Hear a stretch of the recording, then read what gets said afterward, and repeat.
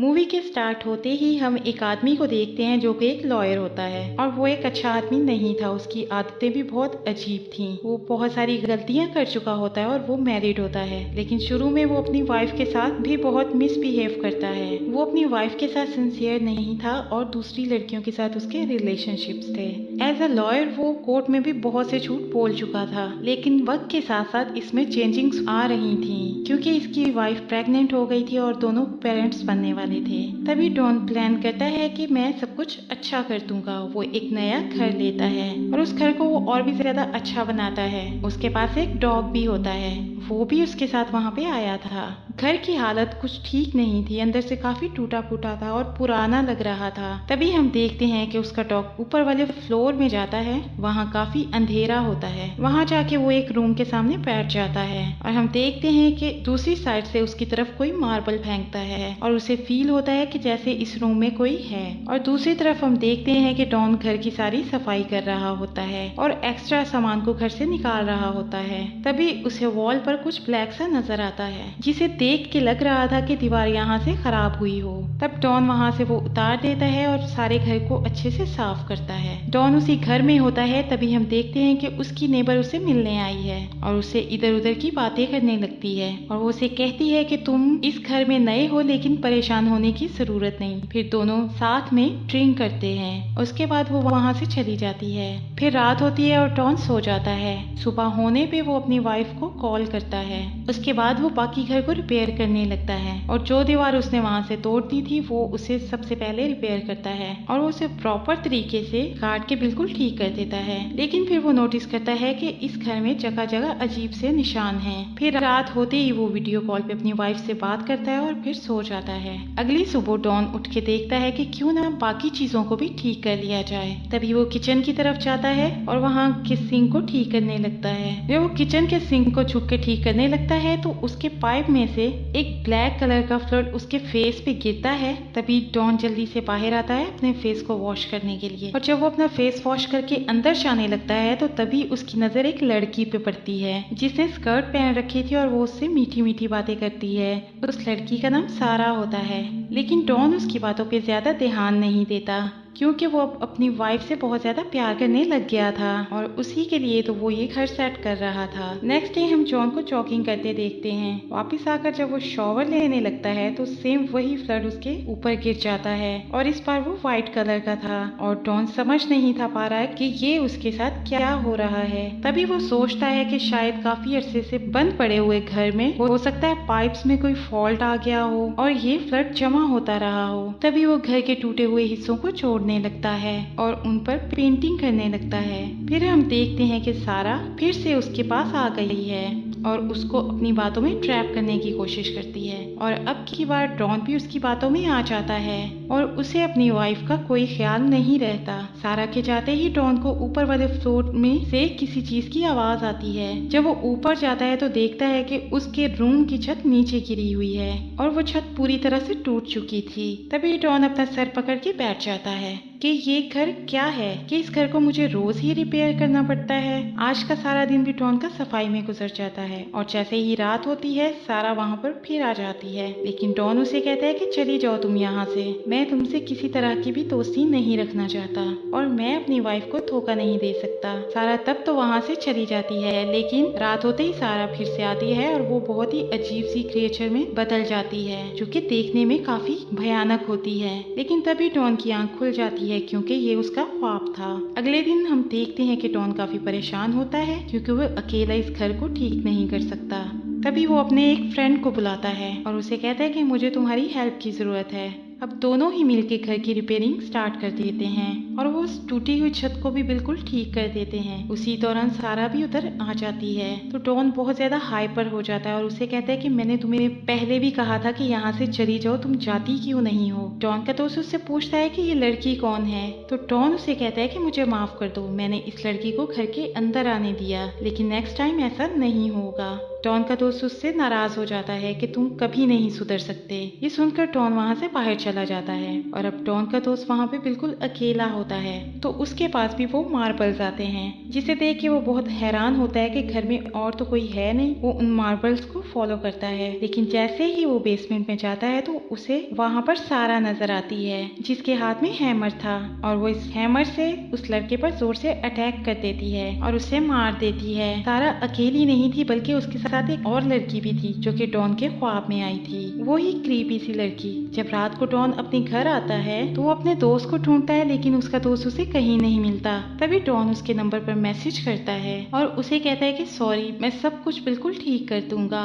तो सरप्राइजली उसके दोस्त का जवाब आता है कि सब कुछ ठीक है, परेशान होने की जरूरत नहीं। इसका मतलब ये था कि उसका मोबाइल सारा या उस दूसरी लड़की के पास था। उसके बाद डॉन अपनी वाइफ से वीडियो कॉल पे बात करने लगता है। जब वो अपनी वाइफ से बात कर रहा होता है तो उसकी वाइफ उसे कहती है कि तुम्हारे पीछे से कोई चल कर गया है। डॉन उसे कहता है कि यहाँ पर तो कोई भी नहीं है। डॉन को भी कुछ कुछ अजीब सा लग रहा था, इसलिए वो पूरे घर में सिक्योरिटी कैमरास लगा देता है, सिवाय एक जगह के, और वहीं पे सारा उसके डॉग को मार देती है।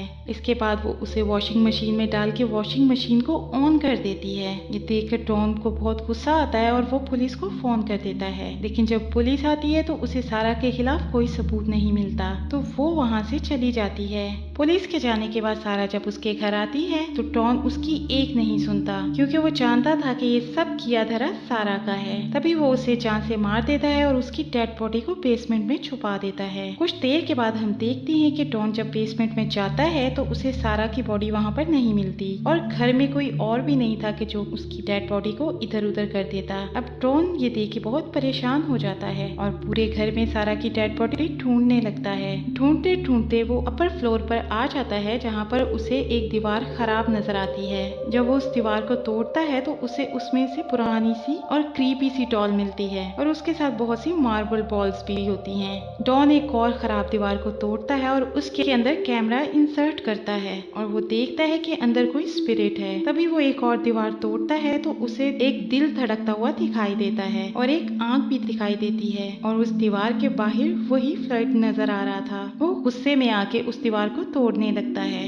कि आखिर ये सीन क्या है। और जब वो सारी दीवार को तोड़ता है तो घर के पूरे हिस्से में हर जगह फ्लड आ जाता है, और वही फ्लड हर जगह पे फैल जाता है। वो इसके अंदर और झांकता है तो उसके दोस्त की भी डेड बॉडी वहीं पे उसे नजर आती है। वो अपने दोस्त का मोबाइल फोन देखता है तो उसमें सारा की पिक्चर्स होती हैं, जो कि उसे अब्यूज कर रही होती है। तभी पूरे घर में शोर होने लगता है और दरवाजे अपने आप खुल रहे थे और बंद हो रहे थे। तभी वहां से वो क्रीपी लड़की निकलती है, जिसका फेस पूरी तरह से खराब होता है, और वो डॉन की तरफ एक मार्बल फेंकती है, जो कि डॉन के पाँव से होता हुआ उसकी पूरी बॉडी में जाने लगता है। वो उसकी पूरी बॉडी में मूव करने लगता है। उस मार्बल को अपनी बॉडी से निकालने की कोशिश करता है, और इसी कोशिश में वो अपनी बॉडी पर जगह जगह कट लगा देता है, लेकिन वो लड़की उसकी बॉडी में और भी बहुत सारे मार्बल्स डाल देती है, और बहुत ज्यादा खून बह जाने की वजह से डॉन की वहीं पर डेथ हो जाती है। नेक्स्ट डे हम देखते हैं कि डॉन की वाइफ वहाँ उसे सरप्राइज देने के लिए आती है।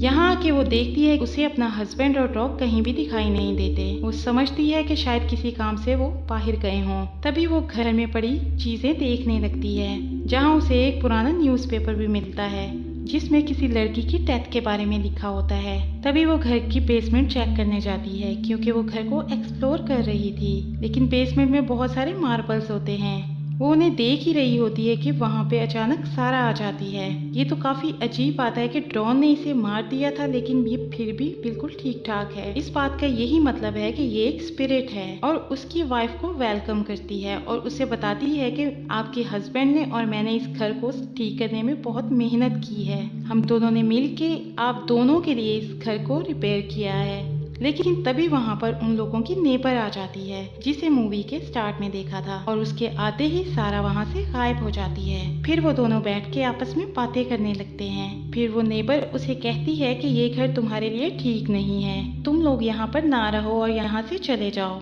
उसके बाद डॉन की वाइफ वॉशरूम जाती है और अपना मुंह धोने लगती है, लेकिन तभी सिंक में उसे कुछ बाल मिलते हैं। जैसे ही सिंक से वो बाल बाहर निकालती है तो उसे सिंक के अंदर से एक आंख दिखाई देती है। वो काफी डर जाती है और अपने हस्बैंड को कॉल करने लगती है, लेकिन उसके हस्बैंड का मोबाइल उसके घर पर था।